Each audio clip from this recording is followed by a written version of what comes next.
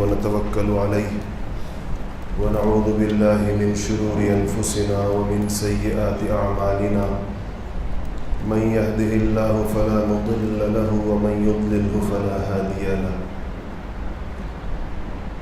ونشهد أن لا إله إلا الله وحده لا شريك له ونشهد أن سيدنا وسندنا وحبيبنا وشفيعنا ومولانا محمدا عبده ورسوله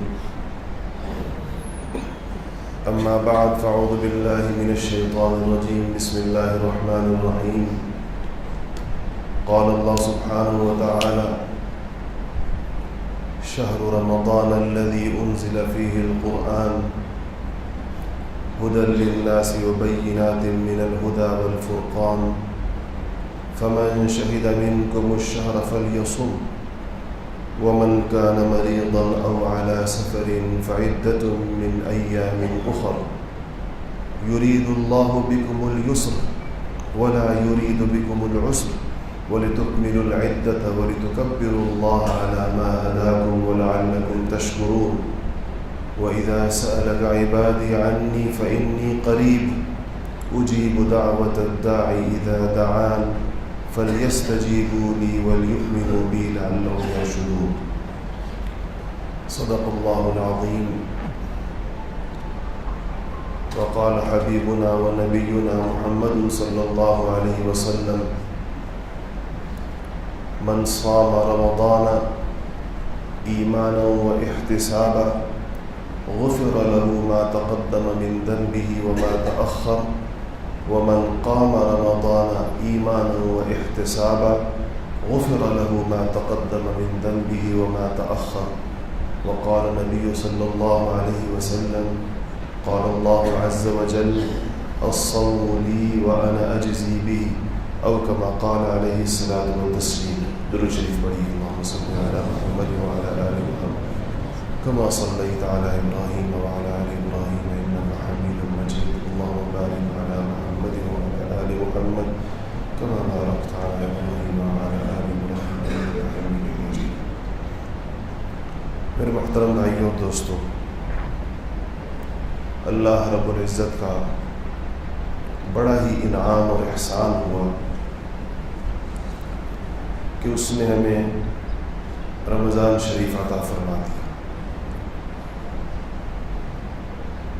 کتنے مہینوں سے اہل ایمان اس کا انتظار کر رہے ہوتے ہیں اور کس قدر اللہ جل شانہ سے اس تک پہنچنے کی دعائیں کر رہے ہوتے ہیں. خود سرکار دو عالم صلی اللہ علیہ وسلم کی اس دعا کے صدقے جو اب آنے والے باہر تشریف رکھیں، اندر جگہ نہیں ہے، لوگ تنگ ہوں گے، اندر باہر برآمدے میں تشریف رکھیں. تو اس دعا کے صدقے جو رسول اللہ صلی اللہ علیہ وسلم نے فرمائی کہ یا اللہ ہمیں پہنچا دے رمضان تک، یعنی رمضان شریف ہمیں عطا فرما دے، زندگی اتنی عطا کر کہ جب آسمان سے اور تیری جانب سے رحمتوں اور برکتوں کی برسات ہو، اس کی پھوہار ہو، برسے برسات اس کی، اس وقت ہم بھی زندوں میں سے ہوں، نہ کہ ہم ان لوگوں میں سے ہوں جن کا نام اعمال لپیٹ دیا گیا ہے اور جن کو قبروں کے اندر اتار دیا گیا ہے، اور اب دنیا کے اندر رمضان آئے یا شب قدر آئے یا دنیا کے اندر قیامت آئے یا دنیا کے اندر کچھ بھی ہو، لیکن قبروں میں بیٹھے ہوئے لوگوں کو اس سے کوئی فرق نہیں پڑتا. نہ ان کو کسی چیز کی آمد کا فائدہ ہوتا ہے، نہ کسی چیز کے جانے کا نقصان ہوتا ہے. وہ تو جیسے ہی عزرائیل نے، ملک الموت نے ان کی روح قبض کی تو اس کے ساتھ ہی ان کا حساب کتاب بند کر دیا. تو یہ جو ہم رمضان مانگتے ہیں یہ اس وجہ سے مانگتے ہیں کہ اس میں یہ جو موقع آئے گا، اس موقع سے اللہ جل شانہ ہمیں صحیح معنوں کے اندر فائدہ اٹھانے کی توفیق نصیب فرما دے. قرآن و سنت میں اور خاص کر احادیث کی کتابوں کے اندر کتاب الصوم کے نام سے، ابواب الصوم کے نام سے پورے باب اور پورے رسائل تحریر کیے حضرات محدثین نے.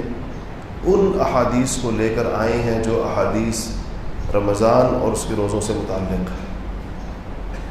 اس میں فضائل کے باب بھی ہیں کہ رمضان کے روزے کی فضیلت کیا ہے، اس کے اندر احکام بھی ہیں کہ رمضان کے احکامات کیا ہیں روزے کے ٹوٹنے اور نہ ٹوٹنے کے حوالے سے، اور اس میں اس کے اندر کیے جانے والے کاموں کی تفصیل بھی ہے کہ رمضان میں کرنا کیا چاہیے، رمضان کو بہتر سے بہتر طریقے سے قیمتی بنانے اور وصول کرنے کی صورت کیا ہو سکتی ہے۔ اس پر احادیثی کتابوں کے اندر مستقل چیپٹرز ہیں، مستقل ابواب ہیں، تمام بڑی چھوٹی معروف غیر معروف تمام احادیثی کتابوں کے اندر یہ چیزیں موجود ہیں۔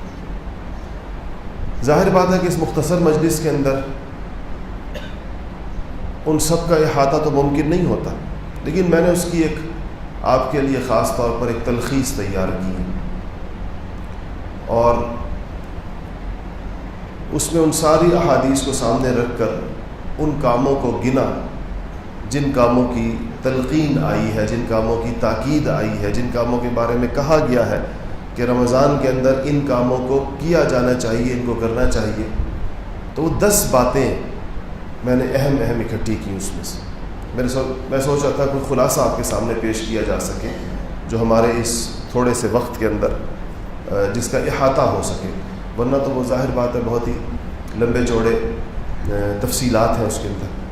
تو 10 باتیں اس کے اندر ایسی جمع کی کہ جن کے بارے میں خصوصیت کے ساتھ تاکید آئی ہے، آپ صلی اللہ علیہ وسلم کا معمول رہا ہے، آپ کی عادت شریفہ رہی ہے، حضرات صحابہ کرام رضوان اللہ تعالی علیہ مجمعین نے رمضان کے اندر اس کا اہتمام کیا ہے، اور سلف صالحین نے اور بزرگان دین نے ہر دور کے اندر رمضان کو اس طریقے کے ساتھ گزارا ہے۔ تو وہ کرنے والے 10 کام ہیں اور ایک کام نہ کرنے والا ہے۔ یہ کل 11 باتیں ہیں جو میں آج آپ کے سامنے عرض کروں گا۔ سب سے پہلی چیز جو رمضان المبارک سے متعلق ہے ان 10 میں سے، وہ ہے ظاہر بات ہے کہ روزہ رمضان المبارک کا سب سے اہم ترین عمل ہے، فرض جو ہے اللہ جل شانہ نے کیا ہے وہ روزہ ہے، اور جا بجا اس کی فرضیت کے اوپر، اس کی اہمیت کے اوپر، مسلمانوں کے اس کے وجوب کے اوپر بے شمار چیزیں موجود ہیں۔ فرض کا مطلب یہ ہوتا ہے کہ ایک مالک ایک آقا اپنے غلام کو جب کچھ کہہ دے تو وہ اس کے اوپر اور اس سے اس کا مطالبہ کرے کہ یہ تمہیں لازماً کرنا ہے، تو یہ فرض کہلاتا ہے۔ اس کے اوپر اگر آقا اس کو کچھ نہ بھی دے تو بھی اس کا تقاضا یہ ہوتا ہے کہ وہ اس کے آرڈر کو مانے گا اور تسلیم کرے گا۔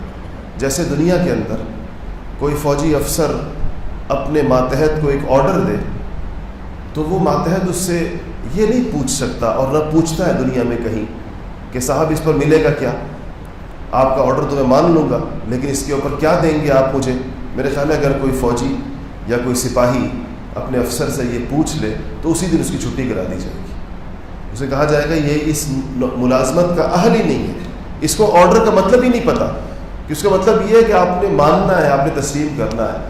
تو یہ اللہ جل شانہ کے احکامات جو ہیں یہ خالق و مالک کے، ایک پیدا کرنے والے کے، سب کچھ عطا کرنے والے کے، انسان کی زندگی اور موت کے مالک کے، یہ اس کے احکامات ہوتے ہیں۔ اس پر اگر وہ کچھ بھی نہ عطا فرمائے، کہہ دے کہ بس یہ میرا حکم ہے، اس میں ملے گا کچھ بھی نہیں، میرا حکم تم نے پورا کرنا ہے، تو بھی انسان کے انسان ہونے کا اور رب العالمین کے احکم الحاکمین ہونے کا یہ تقاضا ہے کہ انسان بلا چون چرا اس کے سامنے جھک جائے اور مانے۔ اسلام تو اسی کو کہتے ہیں، اسی سرنڈر کرنے کو کہتے ہیں۔ اسلام کا جو ترجمہ کیا جاتا ہے تسلیم، یعنی جھک جانا، سرنڈر کرنا۔ ایک آدمی کسی کے سامنے، کسی عالی اونچی ذات کے سامنے جھک جاتا ہے، اسی کو اسلام کہتے ہیں۔ تو اللہ جل شانہ اگر ہمیں یہ کہتے کہ بس میرے بندو تمہیں میں نے 11 مہینے دن کے اندر کھانے پینے کی اجازت دی اور تمہارے لیے ہر چیز حلال رکھی، اب میرا حکم یہ ہے کہ میری دی ہوئی نعمتوں کو تم 1 مہینہ دن کے وقت میں استعمال نہیں کر سکتے۔ میں نے جو تمہیں نعمتیں دی ہوئی ہیں، جو میری طرف سے تمہیں جو کچھ عطا کیا گیا ہے، اس میں تم پر یہ 10-12 گھنٹے کی پابندی ہے میری جانب سے کہ تم میری دی ہوئی چیز کو 12 گھنٹے دن کے اوقات کے اندر سال میں 1 دفعہ نہیں استعمال کرو گے۔ تو بھی یہ انسان کے لیے کافی ہونا چاہیے تھا کہ بس اس کو اللہ تعالیٰ کا یہ حکم ملا اور اس نے اس کے اوپر عمل کرنا ہے۔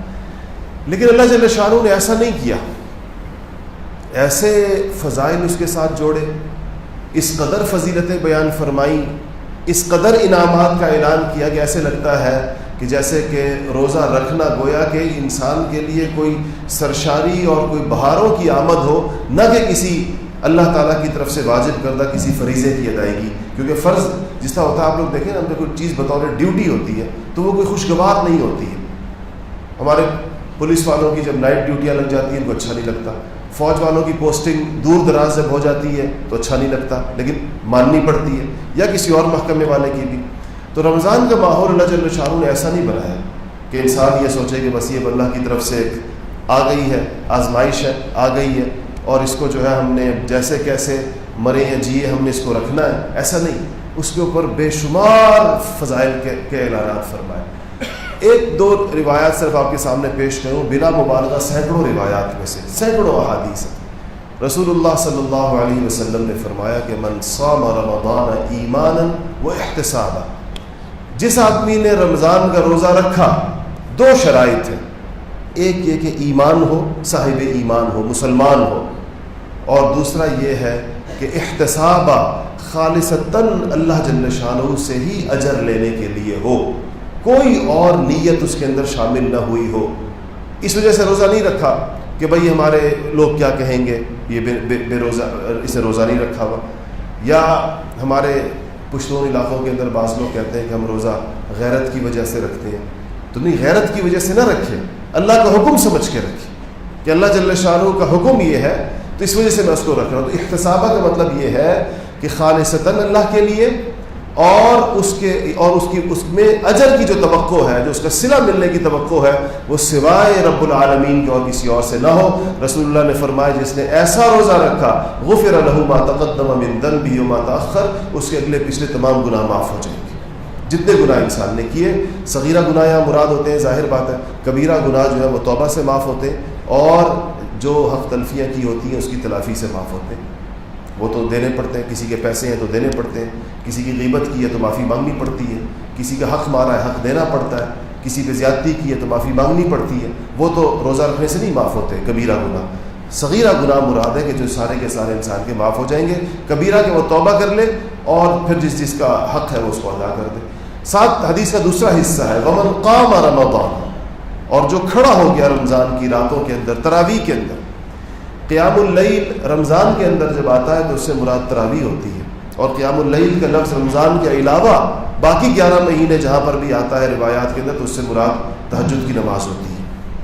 تو کہا کہ ومن قام رمضان ایمانا و احتسابا، کہ دن کا روزہ رکھنے کے بعد رات کو جو تراویح کے اندر کھڑا ہو گیا ایمان کے ساتھ اور اللہ تعالیٰ سے اجر کی امید کے ساتھ، رسول اللہ نے فرمایا کہ غفر له ما تقدم من ذنبه وما تاخر، جو اس کے اگلے پچھلے گناہ ہیں اللہ جل شانہ سارے کے سارے معاف فرما دیتے ہیں. یہ گویا روز انسان کی صفائی ہو رہی ہے، روز انسان کی دھلائی ہو رہی ہے. پھر ایک اور حدیث شریف ہے، اور یہ حدیث قدسی ہے. حدیث قدسی اس حدیث کو کہتے ہیں جس میں رسول اللہ صلی اللہ علیہ وسلم اللہ جل شانہ کے کسی فرمان کو بیان فرماتے ہیں، اللہ تعالیٰ کی کسی بات کو بیان فرماتے ہیں. جن احادیث کے اندر بھی حضور صلی اللہ علیہ وسلم نے یہ فرمایا ہے کہ اللہ تعالیٰ نے یہ کہا ہے، تو وہ حدیث قدسی ہوتی ہے کہ اللہ کا پیغام ہوتا ہے، براہ راست وہ نبی کے ذریعے سے پہنچتا ہے. ویسے تو انبیاء جو کچھ بھی کہتے ہیں، جو کچھ بھی نبی کہتے ہیں وہ اللہ ہی کی طرف سے ہوتا ہے. اللہ نے خود اس کی ذمہ داری بھی لی ہے، اس کی گارنٹی بھی لی ہے، اس کو شریعت بنایا ہے کہ نبی نے کہہ دیا یہ شریعت ہے. اور کہا کہ یہ اپنی طرف سے نہیں بولتے، وما ينطق عن الهوى، یہ نبی اپنی خواہش پر نہیں بولتے کہ جو ان کے دل میں آئے یہ بولیں گے جیسے میں اور آپ بولتے ہیں. ان هو الا وحی یوحى، ان کے اوپر تو جو آسمانوں سے وحی اترتی ہے تو ہی ان کی زبان کھلتی ہے. لیکن فرق یہ ہوتا ہے کہ الفاظ کس کے، یعنی بات تو اللہ کی طرف سے دل میں ڈالی گئی. اگر اللہ کی طرف سے ڈالی گئی بات کو اللہ ہی کے الفاظ کے اندر نبی بیان بولے اپنی زبان سے، اس کو ہم قرآن کہتے ہیں. اور اللہ تعالیٰ کی طرف سے ڈالی گئی بات کو نبی اپنی زبان سے ارشاد فرمائے تو اس کو ہم حدیث کہتے ہیں. تو کہا کہ اللہ تعالیٰ نے فرمایا کہ الصوم لی، روزہ میرے لیے. اب سوال یہ پیدا ہوتا ہے کہ چیزیں تو ساری اللہ کے لیے، نماز بھی اللہ کے لیے ہے. دوسری جگہ ہمیں کہا گیا ہے کہ قل ان صلاتی و نسکی و محیایا و مماتی للہ رب العالمین، یہ کہو اے اہل ایمان کہ میری نماز اور میری قربانی اور میرا جینا اور میرا مرنا سب کچھ کس کے لیے ہے؟ للہ رب العالمین، اللہ رب العالمین کے لیے۔ یہاں اللہ تعالیٰ نے روزے کو خصوصیت کے ساتھ فرمایا الصوم لی، روزہ میرے لیے ہے، وَأَنَا أَجْزِي بِهِ، اور میں ہی اس کی جزا عطا کروں گا۔ اس پر یہ سوال پیدا ہوتا ہے کہ عبادت تو ہر اللہ کے لیے ایک، اور دوسرا دیگر عبادتوں کی جزا بھی تو اللہ ہی عطا فرماتے ہیں۔ کہا کہ روزے کی جزا، روزے کا ثواب میں عطا کروں گا، تو نماز کا ثواب بھی تو اللہ ہی عطا فرماتے ہیں، اور حج کا ثواب بھی تو اللہ ہی عطا فرماتے ہیں۔ تو یہاں محدثین نے اس کے اوپر بات کی ہے کہ یہ تعبیر، یہ گفتگو کا یہ طرز کیوں اختیار کیا گیا؟ کہا پہلی بات یہ کہ جو الصوم لی، جو اللہ نے کہا روزہ تو میرے لیے ہی ہے، اس کی وجہ یہ ہے کہ روزے کے اندر ریاکاری کا امکان نہیں ہوتا۔ کسی آدمی نے اگر جھوٹا روزہ رکھا ہے، ظاہر کر رہا ہے، تو اس کو جھوٹ میں روزہ رکھنے کی ضرورت نہیں ہوتی، ویسے ہی کہہ سکتا ہے میرا روزہ ہے۔ کسی کو کیا پتا اس کا روزہ ہے یا نہیں، اس کو بھوکا پیاسا رہنے کی ضرورت نہیں ہے۔ ویسے بھی اگر کسی آدمی نے ریاکاری کا روزہ رکھنا ہے، لوگوں کو دکھانے کے لیے روزہ رکھنا ہے، تو کسی سے کہہ دے میرا روزہ ہے اور اس کا روزہ نہ ہو، تو انسانوں کے پاس کوئی پیمانہ نہیں ہے اس کے روزے کو جانچنے کا اور ناپنے کا۔ ایسے ہی جو آدمی روزے کے ساتھ ہوتا ہے، اس کے روزے کی حقیقت کا علم سوائے اللہ جل شانہ کے اور کسی کو نہیں ہوتا۔ آدمی اپنے کمرے میں ہوتا ہے اور دروازے بند ہوتے ہیں اور فریج کے اندر پانی رکھا ہوا ہوتا ہے اور مشروبات رکھے ہوئے ہوتے ہیں، اور وہ اگر پینا چاہے تو یہ اختیار تو اللہ نے اس کو دیا ہے کہ وہ پی سکتا ہے، لیکن وہ نہیں پیتا تو کس کی وجہ سے نہیں پیتا؟ اللہ رب العالمین کی وجہ سے نہیں پیتا۔ باقی عبادتیں جب وہ کرتا ہے تو اللہ کے علاوہ بھی دیکھنے والے ہوتے ہیں۔ نماز کے لیے انسان مسجد آتا ہے، لوگ اس کو دیکھتے ہیں، یہ 5 وقت کا نمازی ہے، یہ پہلی صف کا نمازی ہے، اس کی نیت کے اندر کھوٹ اور خلل آ سکتا ہے نماز پڑھنے والے کی، اور آتا بھی ہے۔ اگر وہ حج پر جاتا ہے تو وہ تو دنیا باخبر ہوتی ہے کہ حاجی صاحب حج پر جا رہے ہیں۔ ہمارے ہاں تو اب تو کم ہوتے جا رہے ہیں یہ اہتمام۔ پہلے زمانے کے اندر تو حاجیوں کو رخصت کرنا اور حاجیوں کو جب واپس آتے ہیں تو ان کا استقبال کرنا، وہ تو ایک پوری دنیا کو پتہ چلتا تھا کہ حج کر کے واپسی ہو رہی ہے۔ زکوٰۃ دیتا ہے تو فقیروں کو پتہ چلتا ہے جن کو دی گئی ہے کہ اس نے زکوٰۃ دی ہے۔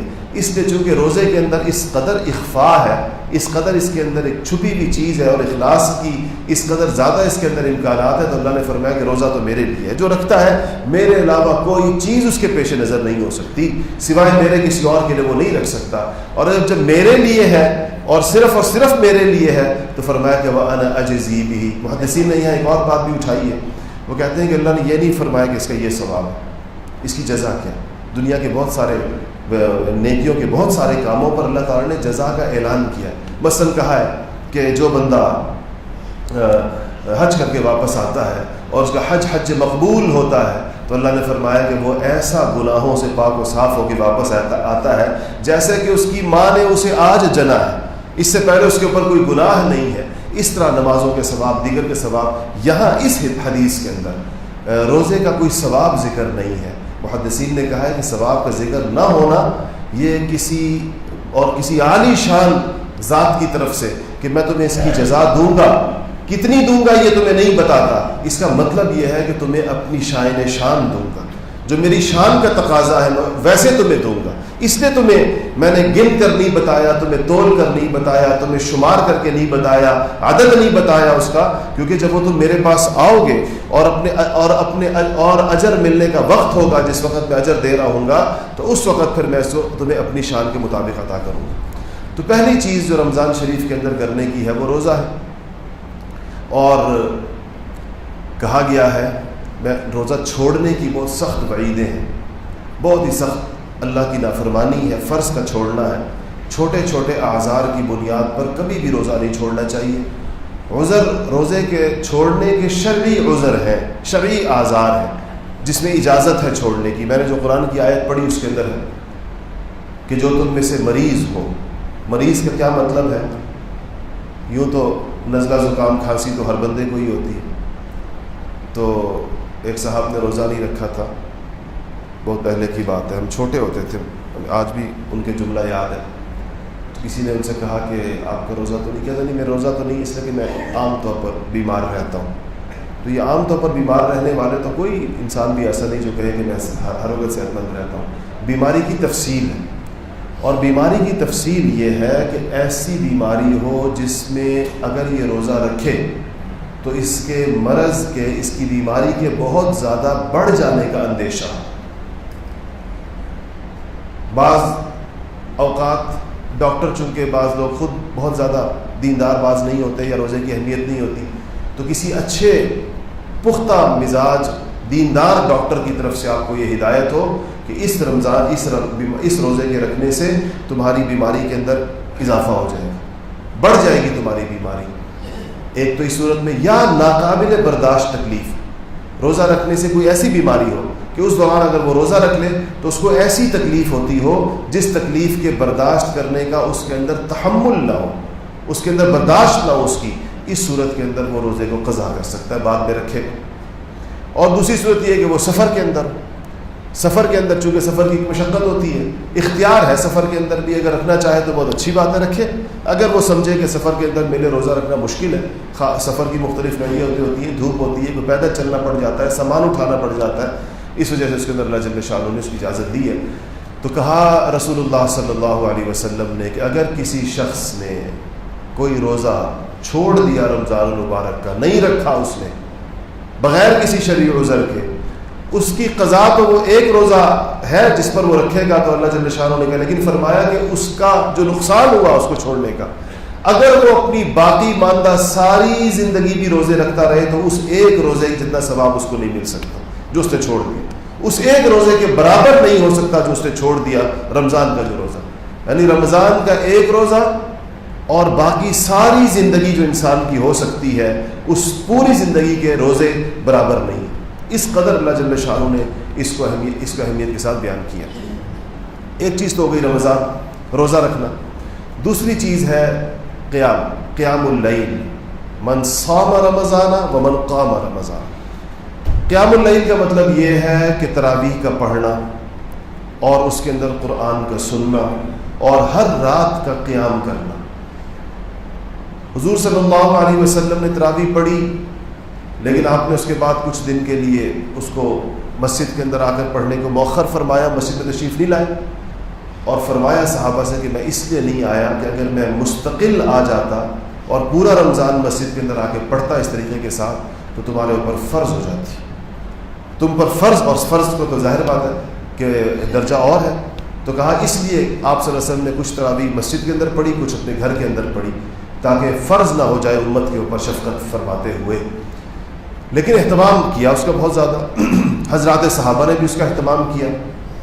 سیدنا عمر فاروق رضی اللہ تعالی عنہ کے دور میں جس طرح بہت ساری چیزیں منظم ہوئیں، مرتب ہوئیں، آپ نے چیزوں کو صحابہ کے لیے، آنے والے مسلمانوں کے لیے آسان کیا، تو آپ کے زمانہ مبارک کے اندر اس بات کے اوپر صحابہ کا اجماع ہو گیا. آپ سمجھتے ہیں کہ شریعت کے 4 دلائل ہیں، ایک قرآن ہے، ایک حدیث ہے، ایک اجماع ہے اور ایک قیاس ہے. اور اجماع کا مطلب ہے کسی بھی زمانے کے علماء کا کسی ایسی چیز کے اوپر اتفاق کر لینا جس کا واضح اور صریح حکم قرآن و سنت کے اندر موجود نہ ہو الفاظ کے. اس سے وہ قرآن و سنت کی میں، یعنی وہ لٹرلی جس کو کہنا چاہیے الفاظ کے اندر نظر نہ آ رہا ہو، اگر جو اس کا حکم پوشیدہ ہو بہت سارے احکامات کے اندر. اس کو ایک صحابہ کا اس پر اتفاق ہوا. سیدنا عمر فاروق رضی اللہ تعالی عنہ کے زمانے میں مسجد نبوی کے اندر پورے رمضان کی تراویح ہوئی اور 20 تراویح ہوئی. 20 تراویحیں پڑھی گئیں، صحابہ نے پڑھی، اور پورا رمضان شریف انہوں نے تراویح پڑھی.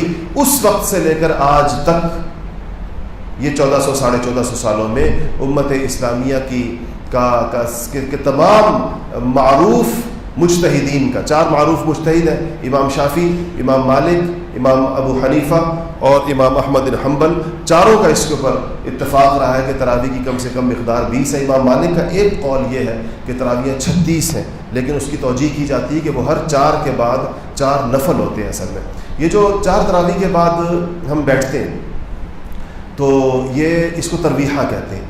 یہ آج کل چونکہ بس ہم کوشش کرتے ہیں کہ لوگ کا وقت کم لگے اور ان کو تکلیف نہ ہو، تو اس لیے اس ترویحے کو مختصر کرتے ہیں، ورنہ یہ ترویحہ حضرات صحابہ کے دور کے اندر 4 رکعتوں کے بعد ذرا لمبا ہوا کرتا تھا، اور اس میں کافی لمبا ہوتا تھا، اس میں صحابہ تلاوت کیا کرتے تھے، نفل پڑھا کرتے تھے، اور اس میں بہت ساری چیزیں ہوتی تھیں. پھر اگلی 4 تراویح پڑھتے تھے. تراویح تو قیام اللیل ہے اصل میں. تراویح کو ہم نے ایسا بنا دیا جیسے کوئی عشاء کی نماز کے ساتھ کی جیسی بس پڑھ لی جلدی سے چلے گی. تراویح کا مطلب ہے رات کا بیشتر حصہ اللہ تعالیٰ کے سامنے کھڑے ہونا جتنا ہو سکے. میں نے اپنے بچپن میں کہوں یا بالکل لڑکپن کے اندر جو تراویح دیکھی اس سے قریب ترین، وہ ہمارے ایک بہت بڑے بزرگ تھے اور بہت اللہ والے تھے، خواجہ سید الاولیاء حضرت خواجہ خان محمد صاحب رحمۃ اللہ علیہ، کندیا شریف والے. بہت بڑے بزرگ تھے اور علماء کی بہت بڑی تعداد ان سے بیعت تھی. خواجہ خان محمد صاحب رحمۃ اللہ علیہ، کندیا میاں والی کے پاس ایک جگہ ہے. ان کی خانقاہ کے اندر میں ایک رمضان میں گیا اور آخری عشرہ وہاں گزارا، تو وہاں یہ دیکھا کہ ان کے ہاں ایک تو 3 ختم ہوتے تھے، ہر عشرے کا اپنا ختم ہوتا تھا. پہلے عشرے کا ختم ہوا، 3 سپارے روز پڑھے جاتے تھے، اور ایک عشرے کا ختم، پھر دوسرے عشرے کا ختم، پھر تیسرے عشرے، 3 ختم قرآن پاک کے. 4 اب آپ سوچیں جب 3 سپارے پڑھنے ہوں، 3 سپارے ایک رات کے اندر پڑھنے ہوں، تو ظاہر بات ہے کہ پہلی 4 رکعتوں کی مقدار کافی زیادہ ہو جاتی ہے وقت کے اعتبار سے. تو 4 رکعت تراویح ہونے کے بعد جتنا وقت 4 رکعت تراویح میں لگتا تھا اتنے ہی وقت کا ترویحہ ہوتا تھا. مثلا یہ کہ اگر 40 منٹ لگے، آدھا گھنٹہ لگا 4 رکعت تراویح پڑھنے کے اندر، تو آدھے گھنٹے کا ترویحہ ہوتا تھا.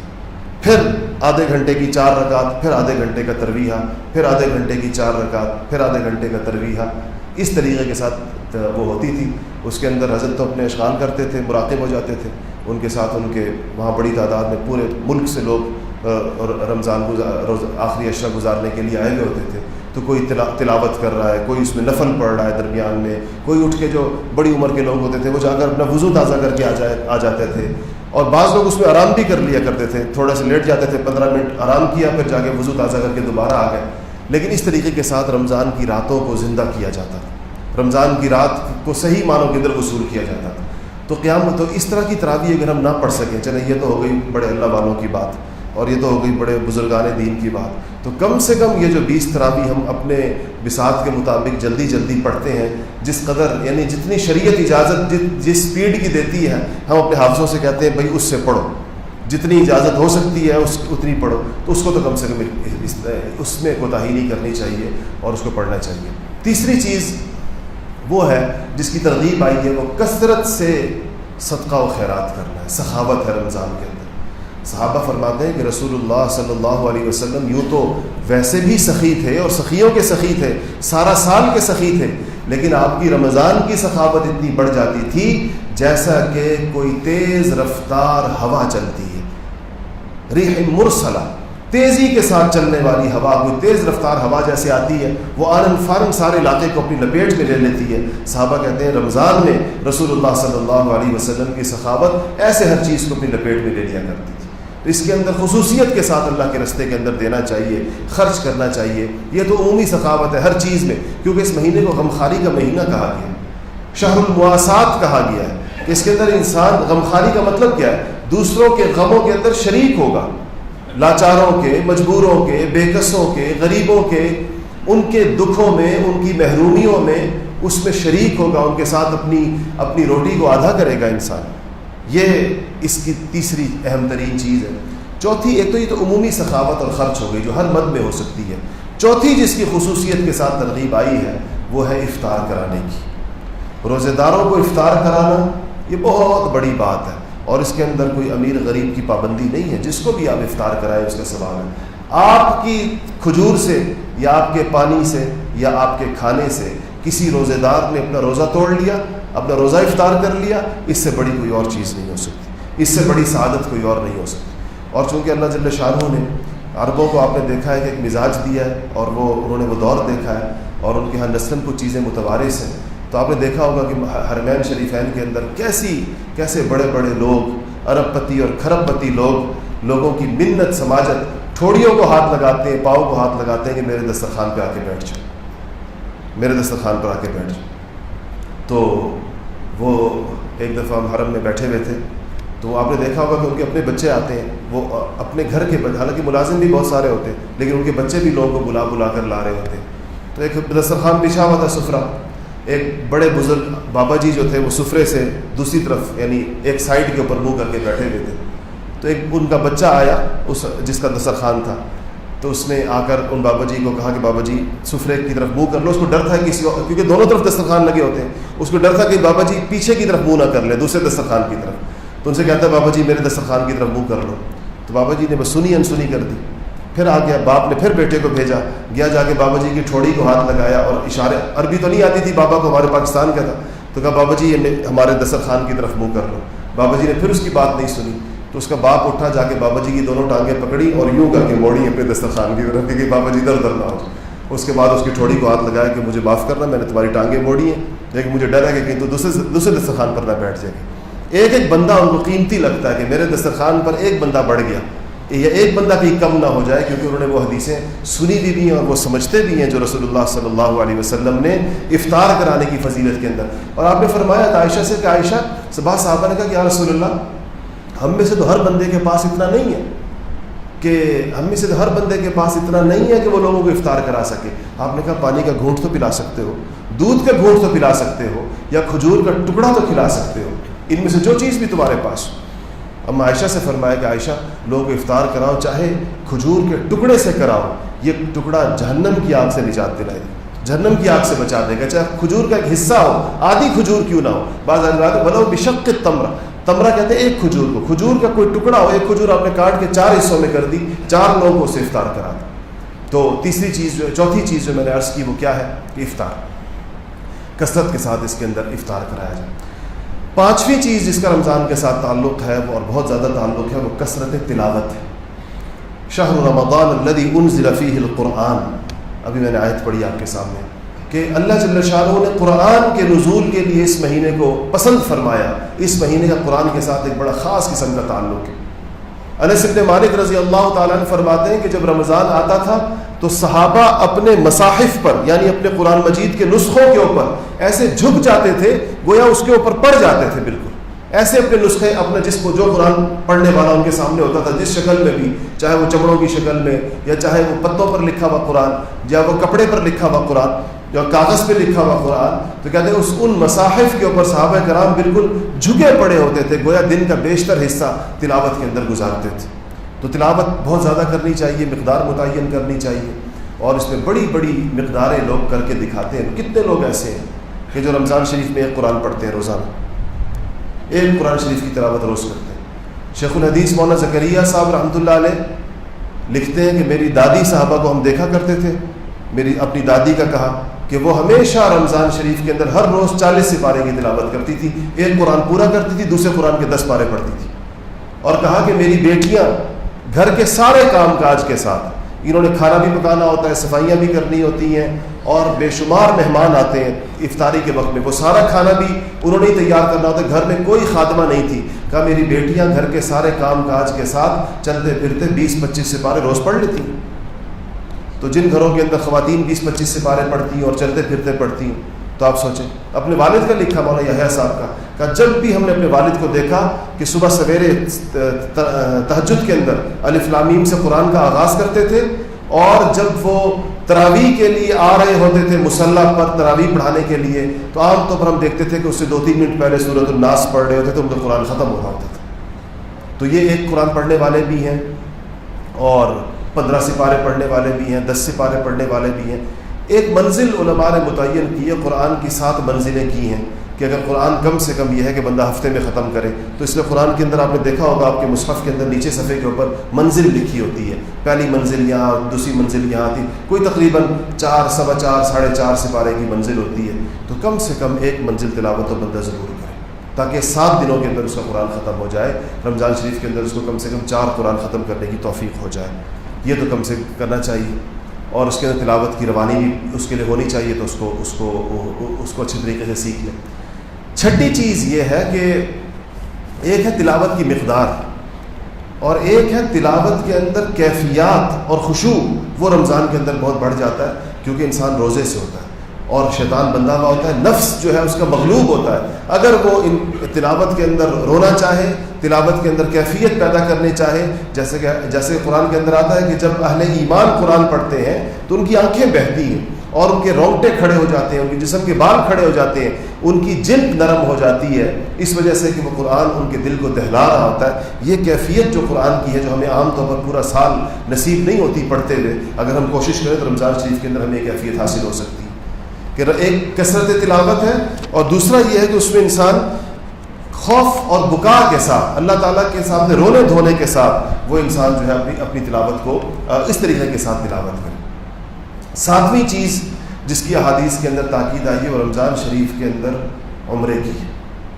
جس خوش نصیب کو یہ موقع مل جائے کہ وہ رمضان کے اندر عمرہ کرے, رسول اللہ صلی اللہ علیہ وسلم نے فرمایا کہ من اعتمر فی رمضان, جس نے رمضان کے اندر عمرہ کیا وہ ایسا ہے اس کا ثواب کمن حج معی, جیسے کہ اس نے میرے ساتھ حج کیا, رسول اللہ کے ساتھ اس نے حج کیا ہو, آپ کے قافلے کے اندر آپ کے ساتھ شریک ہو کر. یعنی جن صحابہ نے حجۃ الوداع کیا آپ کے ساتھ, اور حج پر جو آپ کے ساتھ وہ گئے, جو 1.25 لاکھ 1.5 لاکھ لوگ, جو ثواب ان کو ملا رسول اللہ کے ساتھ حج کرنے کا, کہا کہ رمضان کے اندر عمرہ کرنے والے کو اتنا ثواب ملتا ہے. تو اگر اللہ جل شانہ توفیق عطا فرمائے اور تو انسان کوشش کرے کہ رمضان شریف کے اندر عمرہ بھی کرے. حدیث شریف میں اس کے فضائل آئے ہیں, تاکید آئی ہے. 8ویں چیز جو اس کے ساتھ آئی ہے وہ کثرت دعا ہے. یہ دعا کا مہینہ ہے, خوب دعائیں کرنی چاہیے, اور خاص طور پر سحر اور افطار کے اوقات کے اندر. میں نے غالباً پچھلے جمعے کے اندر یا اتوار والی عصر کے بعد ہونے والی اصلاحی مجلس کے اندر یہ کہا تھا کہ ہمارے ہاں یہ دونوں اوقات, افطاری کا وقت بھی اور سحری کا وقت بھی, ہمارے کھانے پینے کی اجرتوں کے اور ہمارے کھانے پینے کی عادات کی نظر ہو جاتی ہے. نہ ہم اپنے گھر کی خواتین کو اس وقت میں دعا کا موقع دیتے ہیں, آخری وقت تک افطاری ہمارے یہاں چل رہی ہوتی ہے, اور بلکہ بعض لوگوں کی تو اذان, دیکھیں ایک بات مسئلہ ذہن میں آ گیا کہ اذان ہوتی ہے صبح صادق کے طلوع ہو جانے کے بعد, اور اس کا مطلب یہ ہوتا ہے کہ اذان سے ایک چند لمحے پہلے اگر اذان بالکل وقت پر ہو رہی ہے, اول تو اذانوں پہ اعتماد نہیں کرنا چاہیے. کون اتنی سیکنڈوں کی پابندی کے ساتھ اذان دیتا ہے؟ اذان تو بہرحال انسان دیتے ہیں, کوئی مشین سے تو نہیں نکلتی. وہ چلنے میں, پھرنے میں, سوئچ آن کرنے میں, بند کرنے میں اس کا فرق ہوتا ہے, گھڑیوں کے اندر فرق ہوتا ہے, نقشوں کے اندر فرق ہوتا ہے. تو اول تو رمضان کے اہتمام میں یہ بات داخل ہے کہ آپ کے پاس اپنے پاس ایک مصدقہ صحیح کیلنڈر ہونا چاہیے, نظام الاوقات ہونا چاہیے, اور آپ کو اس سے پتہ چلنا چاہیے. دوسرا یہ کہ اذان کا مطلب یہ ہے کہ وقت ختم ہو گیا ہے, یہ مطلب نہیں ہے کہ ابھی بھی وقت ہے اس کا. اذان سے پہلے وقت ختم ہو چکا ہوتا ہے, چند لمحے پہلے. جب روزے کا وقت ختم ہوگا سحری کا, تب اذان کا وقت داخل ہوگا, اور جب اذان کا وقت داخل ہوگا تب مؤذن اذان دے گا. اس لیے اذانوں کا انتظار نہیں کرنا چاہیے. سحری کے اندر 2-3 منٹ کی احتیاط ضرور کریں, اس کے اندر اپنے نقشے کو دیکھیں, اور اس نقشے سے بھی 1-2 منٹ پہلے احتیاطاً اپنی سحری بند کر دیں. یہ تو صورت میں کہ اگر آپ نے بالکل آخری حد تک جانا ہے, اور بہتر یہ ہے کہ 15-20 منٹ پہلے سحری بند کریں. اور یہ 15-20 منٹ خاص دعاؤں کے وقت, خاص دعاؤں کا وقت. آپ جب اٹھیں اپنی تہجد سے فارغ ہوں, تہجد کے بعد سحری کریں, سحری کے بعد 15 منٹ اتنے ضرور رکھیں کہ جس میں آپ دعا کریں اللہ جل شانہ سے, اور اسی دعا کے دوران اذان ہو جائے. یہ سب سے بہتر اور بہترین صورتحال ہے. اور دوسرا اسی طرح افطار کے اندر بھی یہ آخری 15-20 منٹ, اس وقت کے اندر تو ایک مقبول دعا انسان کو عطا ہوتی ہے, حدیث کے اندر آتی ہے. ہر افطار میں کوئی ایک دعا انسان کو ملتی ہے کہ اگر وہ چاہے تو اس وقت میں کرے تو اللہ جل شانہ فوراً قبول کریں گے. تو ایسی 30 دعائیں گویا ہمیں ملی ہیں رمضان کے اندر, یا 29 دعائیں ملی ہیں. وہ اگر ضائع ہو جائے پکوڑوں سموسوں کی وجہ سے, اور ضائع ہو جائے وہ کچوریوں اور کھیروں کی وجہ سے, تو کتنا گھاٹے کا سودا کہ انسان نے سودا بھی کیا تو کیسے گھاٹے کا سودا کیا. اس لیے اس وقت کے اندر اپنے ان دعاؤں کو وصول کرنے کا اہتمام ہونا چاہیے. 8ویں چیز دعا تھی. 9ویں چیز یہ ہے کہ حق تلفیوں کا ازالہ. رمضان کے اندر ڈھونڈ لے جہاں جہاں حق تلفیاں ہوئی ہیں. مالی حق تلفی ہوئی ہے, کسی کے پیسے دینے ہیں, کسی کا قرضہ دینا ہے, کسی کے ساتھ دھوکہ کیا ہے, کسی کے ساتھ فراڈ کیا ہے, کبھی بھی کسی زندگی کے حصے کے اندر رمضان شریف کے ڈھونڈ کر اپنی حق تلفیوں کا ازالہ کر لیں. ورنہ یہ حق تلفیاں رمضان کی برکات کے حصول کے اندر رکاوٹ بن جائیں گی, یہ آڑ بن جائیں گی, یہ حق تلفیاں چٹان بن کے کھڑی ہو جائیں گی اللہ تعالیٰ کی اس رحمت کے سامنے جو رمضان کے اندر ہر انسان کے اوپر آتی ہے اور چھاج برستی ہے. یہ ہمارے لیے ایسا نہ ہو کہ دیوار اور آڑ بن جائے. اس کی بہت زیادہ اہتمام کے ساتھ اس کو دیکھیں. اور 10ویں چیز جس کا رمضان کے اندر اہتمام آیا انشاءاللہ اس کے اوپر اعتکاف سے پہلے والا پورا جمعہ اس پہ گفتگو ہوگی اگر زندگی رہی. 10ویں چیز جو ہے وہ اعتکاف. تاکید آئی ہے اعتکاف کی. رسول اللہ صلی اللہ علیہ وسلم اہتمام کے ساتھ اعتکاف فرمایا کرتے تھے رمضان کے اندر. اس لیے ایک دفعہ آپ سے رہ گیا تھا کسی وجہ سے، تفصیل بتا دوں گا اس کی، پھر آپ نے اس کے اندر دو عشرے اعتکاف رکھ کے اس کی تلافی فرمائی تھی کہ رمضان کا. اس لیے یہ اعتکاف تو گویا اللہ تعالیٰ کے دروازے کے اوپر جا کے پڑ جانا ہے کہ انسان پڑھ گیا کہ یا اللہ میں اب اس تیرے گھر سے نہیں نکلوں گا جب تک تو مجھے مغفرت اور معافی کا پروانہ نہیں عطا فرمائے گا. یہ اعتکاف گویا انسان یہ کہہ رہا ہے. یہ 10 چیزیں میں نے جو حدیث کے اندر دیکھی تو یہ 10 چیزیں ہیں جس کی تاکید آئی ہے، جس کا اہتمام تھا. اگر یہ انسان کر لے تو اس نے اپنے رمضان کو وصول کر لیا. یہ اگر وہ کر لے تو اس نے اپنے رمضان کو قیمتی بنا لیا. اور آخری بات کہ جس ایک بات کے بارے میں نے کہا تھا کہ جتنی روایات آئی ہیں وعیدوں کی رمضان کے اندر، رمضان کو ضائع کرنے کی، رمضان کی حق تلفی کرنے کی، رمضان کی ناقدری کرنے کی، وہ ایک چیز جس سے اجتناب کرنا ہے وہ گناہ ہے، معصیتیں ہیں، اللہ کی نافرمانیاں گناہ ہے. کہ رمضان کے اندر انسان گناہوں کے دروازے مکمل طور پہ بند کر دے. یہی رمضان کا گناہ چھوڑنے کو ہی تقویٰ کہتے ہیں. اللہ نے فرمایا روزہ اس لیے تمہیں دیا لعلکم تتقون. کیا مطلب ہے اس کا کہ تم تقویٰ، تم گناہ چھوڑ دو. علماء نے لکھا اس بات کو کیا تقویٰ نیکیاں کرنے کو کہتے ہیں یا تقویٰ گناہ چھوڑنے کو کہتے ہیں. تو علماء نے کہا کہ تقویٰ گناہ چھوڑنے کو کہتے ہیں. کامیاب وہ ہوگا جس نے گناہ چھوڑے ہوں گے، چاہے اس نے نفلی نیکیاں کی ہوں یا نہ کی. نفل نیکیاں ظاہر بات ہے فرض کرنے ہی کرنے، فرض کے علاوہ تو کوئی چارہ نہیں ہے. نفلی نیکیاں چاہے اس نے نہ کی ہوں لیکن گناہ چھوڑ دیے ہوں وہ انسان کامیاب ہو جائے گا. گناہ نہ چھوڑے ہوں تو پہاڑوں جتنی نیکیاں لے کر آنے والوں کو بھی گناہوں کی پاداش کے اندر وہ نیکیاں کسی اور کو دی جاتی رہیں گی. جن کے حق مارے ہوں گے، جن کے اوپر ظلم کیے ہوں گے، جن پہ زیادتیاں کی ہوں گی، جن سے گناہ کیے ہوں گے، وہ ان کو ملتی رہیں گی. اللہ جل شانہ اس رمضان کو ہمیں صحیح معنوں کے اندر وصول کرنے کی توفیق نصیب فرما دے. ہمارے یہاں اتوار کو جو درس قرآن ہوتا ہے عصر کے بعد، تو چونکہ رمضان کے اندر اس کا وقت نہیں ہوتا، عصر کے بعد وقت تنگ ہوتا ہے، تو انشاءاللہ وہ جو ہے وہ ظہر کے بعد ہوا کرے گا رمضان کے مہینوں میں. اور کچھ رمضان سے متعلق کچھ مسائل ہیں جو لوگ بہت زیادہ پوچھتے ہیں، انشاءاللہ وہ جمعے کے بعد جو سوال و جواب کی نشست ہوتی ہے اس سے بتائے جائیں گے.